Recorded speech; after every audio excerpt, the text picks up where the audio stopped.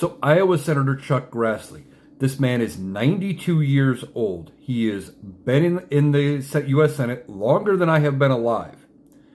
He is older than the chocolate chip cookie. If you look up the first printing of the chocolate chip cookie recipe in any cookbook, that happened after Chuck Grassley was born. That's why I say this.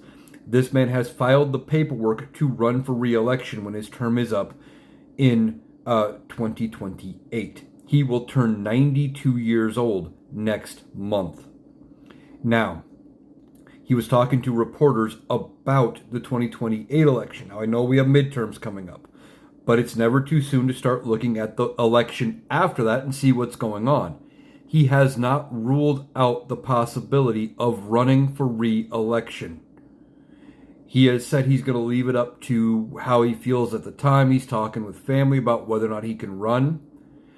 He would be, I believe, 96 years old when his term expires in January of 2029. If he seeks another term and wins, he would be like 101, 102 years old when that term is up.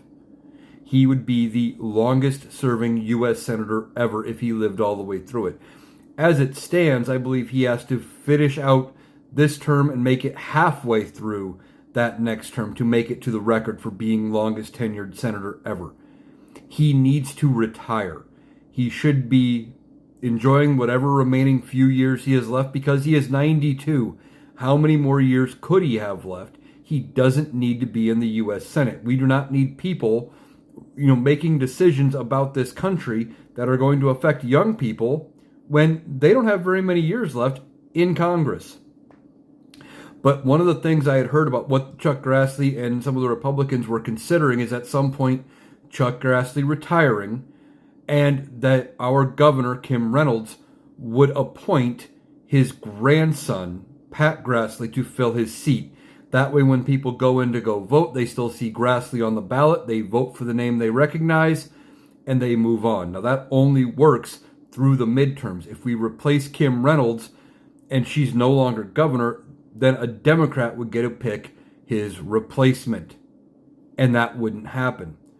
But the fact that he's even considering running for re-election in 2028 is a sign of what is wrong with not just the Republican Party, but both parties. We have people that are too old that are continuing to run for re-election because they can, and they win based on name recognition mostly. This is ridiculous. Chuck Grassley needs to retire. He needs to get out of politics. He needs to give up on 28. It's not worth it.